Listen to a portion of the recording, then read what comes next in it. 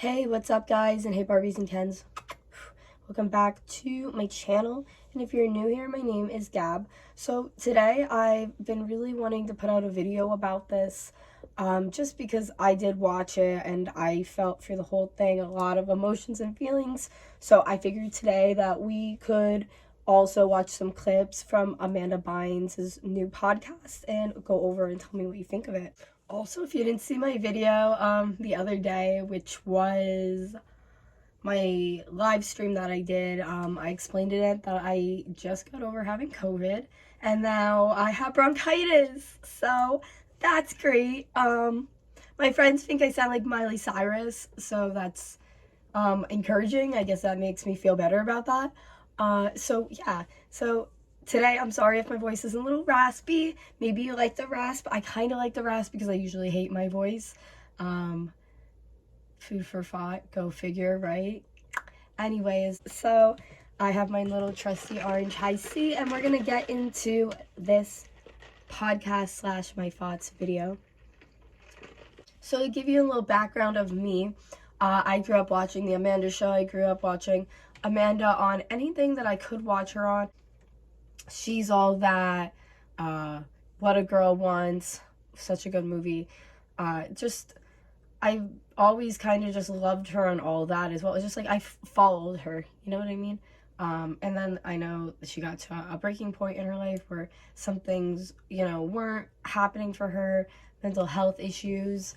And I feel like since all of that downfall, her uprise is so beautiful. I feel like people like me who liked her back in the 90s versus people of this new generation learning who she is as a person, and it just makes my heart happy. I love her very much. It's in my brain, she's like the Kim Kardashian and Lindsay Lohan, friend group, and Britney. She's in Paris. She's in that in my brain. I've always really liked her. So this video will be very honest and real, but also coming from a place of that I do support Amanda, and I think she's a great person. And welcome to Amanda Bynes and Paul Sieminski, the podcast.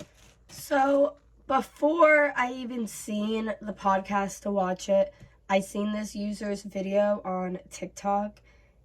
I'm gonna show it to you now. It's very weird to me. I want to thank everyone who watched the first episode of the podcast. Listen, we need to get this out there. The guy that Amanda has made this podcast with is not a scientist. He's claiming to her that he's a scientist. He is my old roommate. He is a sociopath. He had lied to me, said he was a scientist for over 7 years. We were friends. I would be his cat sitter and dog sitter when he would go out of town for over 7 years. And then one day we moved in together. I went out of town and he sacrificed my dog's life, unalived him, to a blood moon or something, and then deleted all the footage and then lied about it for months and months and months, and then left, literally went outside for a cigarette and left the moment that I got into the security footage because he knew there was videos of him doing it on there. This is a dog that he bought. He stole my money. I didn't know that at the time, but yeah, he bought this dog and literally left her. Okay? Literally left. So I seen that and I was like, this guy must be kind of a little off that she's working with, if that's the case, if that's really what happened. So I decided to watch the podcast. I will say I don't understand what is their background of are they just interviewing different people?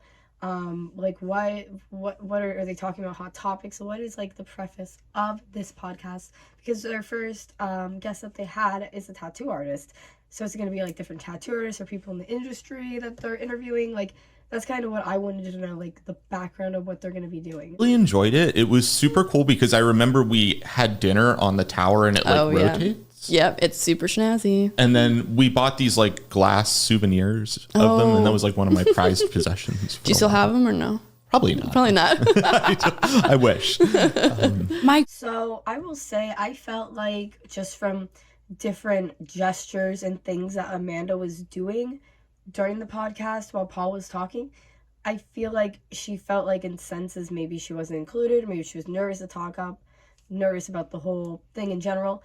But Paul, as being her co-host, I feel like should have seen that, and I feel like he really should have spoke up and tried to include her more and asked her stuff and been like, you know, to try to rope her back into the conversation.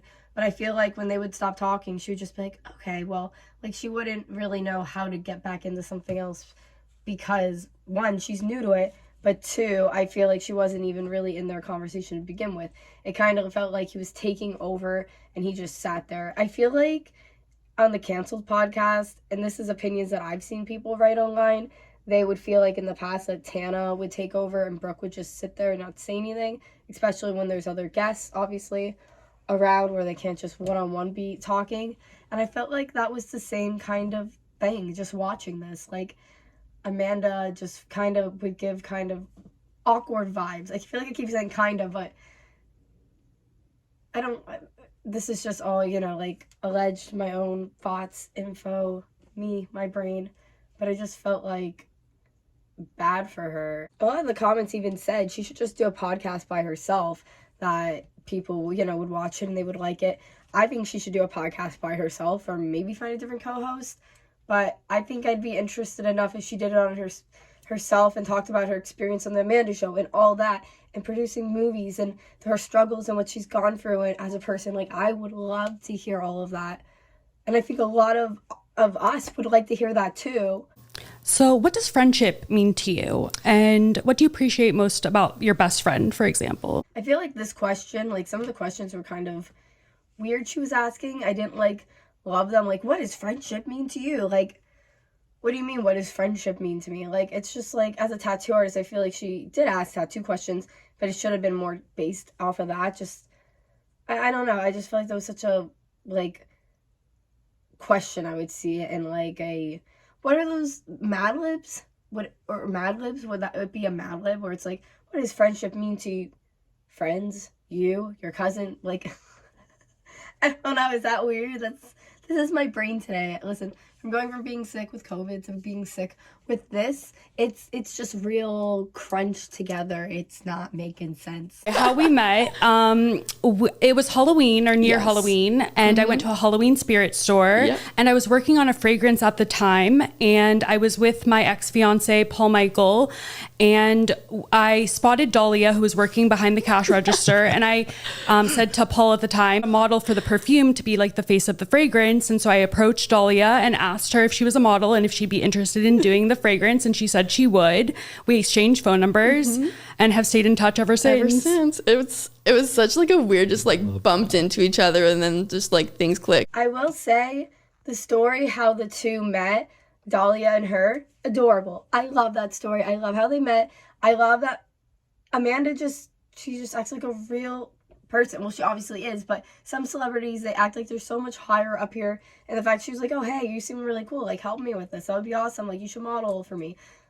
That's awesome. Like, I just love Amanda's spirit and just, you know what I mean? That's somebody that she didn't even know at the time. Like, this girl's, like, telling her story to us, and I love that. Like, she gave her probably, like, a really great opportunity and everything.